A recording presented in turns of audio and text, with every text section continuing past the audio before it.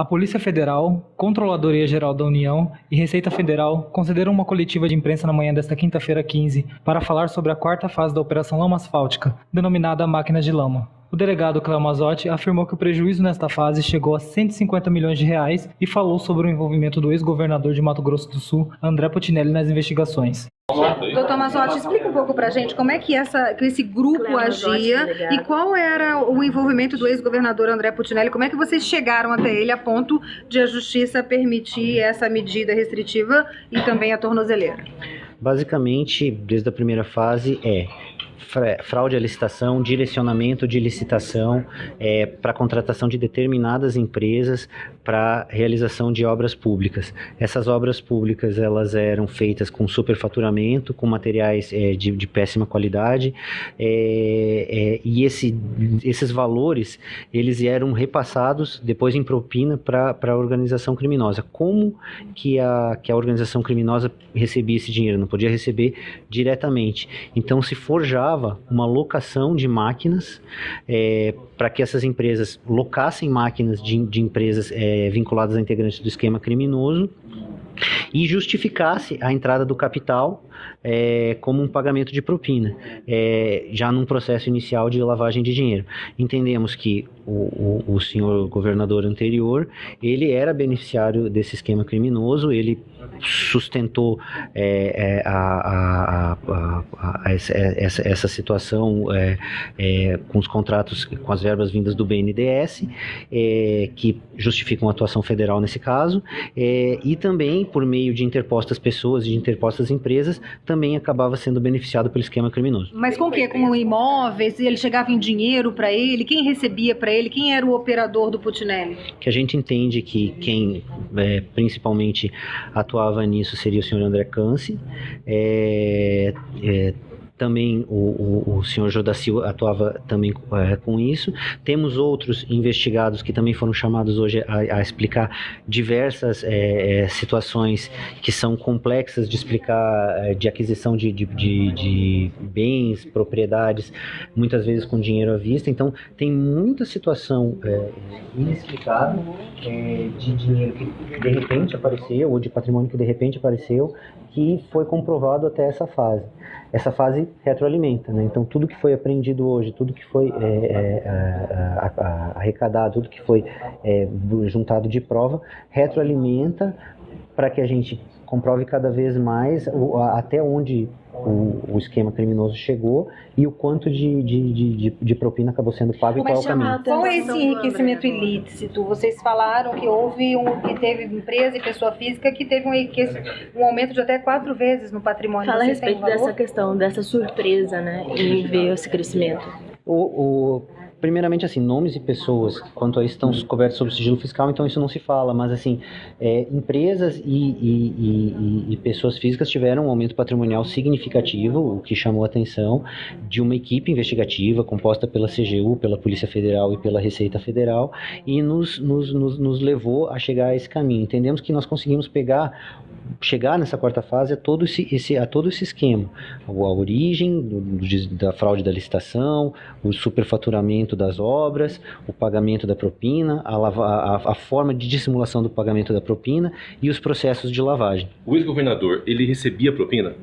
O ex-governador, entende, a equipe de investigação era beneficiário do esquema por meio de recebimento de propina por interpostas pessoas e empresas. Agora ele vai ficar preso por quanto tempo? Foi pedida prisão preventiva? Como é que foi? A equipe investigativa pediu a prisão preventiva de 4 pessoas, dentre as quais o senhor Putinelli, mas foram concedida a prisão de 3 e a justiça entendeu uma decisão que basta a equipe de investigação, que ele seria conduzido coercitivamente para interrogatório, ficaria com uma tornozeleira eletrônica e teria uma fiança de R$1 milhão para ser paga. A tornozeleira eletrônica ele vai ficar com a tornozeleira eletrônica enquanto a justiça determinar, não tem um prazo. Doutor, então quer dizer que a propina era em imóveis? Ele recebia imóveis, ele recebia em bens, porque não chegava o dinheiro vivo na mão deles. Não, a gente está buscando com essa investigação, em alguns casos a gente já detectou que tinha imóveis, que recebia por meio de empresas, e estamos tentando identificar outras formas de recebimento para comprovar ainda mais. A deflagração ela é uma fase da investigação, ela não é o final da investigação.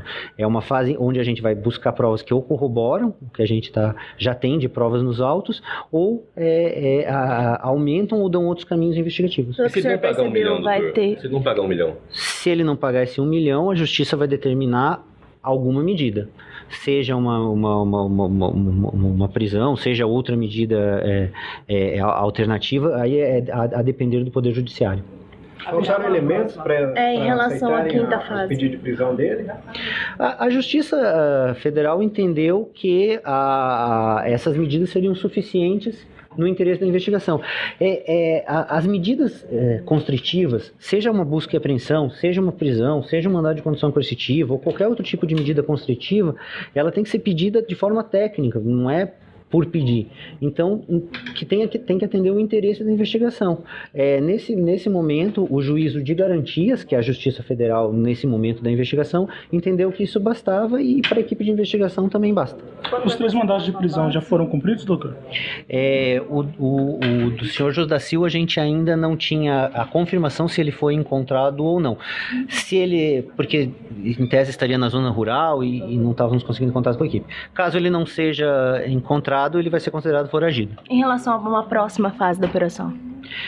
Como eu estava dizendo, essa deflagração ela pode ou retroalimentar, ensejando novas medidas, que é o que se chama de uma nova fase, ou pode indicar um caminho para o final da investigação. Vai depender tecnicamente da análise que vai ser feita e que, como sempre, é feita com calma, com parcimônia, buscando elucidar os detalhes. Já o auditor da Receita Federal, Marcelo Lingerflat, citou algumas obras que foram superfaturadas. Segundo ele, rodovias estaduais, livros didáticos e inclusive o Aquário do Pantanal, obra da gestão de Putinelli, estão na lista. Marcelo ainda falou sobre empresas investigadas como Águas Guariroba, Eldorado Papel e Celulose, Frigorífico JBS, Gráfica Alvorada, entre outras. E das contratações fraudulentas por meio de direcionamento de licitação, havia uma precária execução das obras, com sobrepreço, superfaturamento, etc., que ocasionavam desvio de recurso público. As empresas executoras firmavam contratos fictícios de locação de máquinas com empresas correlacionadas ao grupo da organização, tá? E o dinheiro desviado das obras voltava por meio de pagamento de propina, formalizado por meio dos contratos de locação de máquina. De outro lado, identificou-se termo de isenções fiscais a algumas empresas.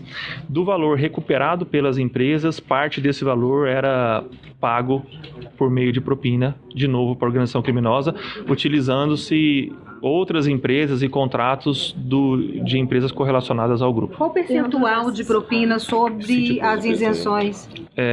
O percentual, desde a primeira fase, no caso das obras públicas, o percentual identificado foi o valor R$80 milhões nessa fase, que monta um valor de 150 milhões em todas as fases, né? E um valor variando de desvio de recurso público entre 20% e 25%. Do mesmo modo, o valor retornado por meio das isenções fiscais. Dentre essas obras públicas aí que tiveram esses desvios feitos, quais são, se tu exemplo, Aquário do Pantanal já sabe que se destaca?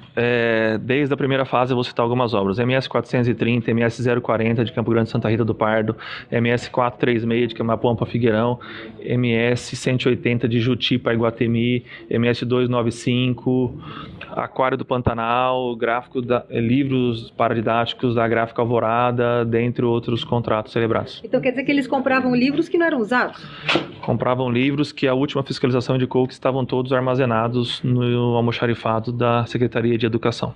Era uma tabela aí de 20% de repasse de isenção fiscal? Não sei se pode dizer que é uma tabela, era um percentual identificado de acordo com cada fiscalização, que a média indica um desvio em torno de 20% de cada contrato pactuado. As empresas investigadas? Esse valor geralmente voltava por meio de propina para empresas do grupo ou para pessoas correlacionadas ao grupo.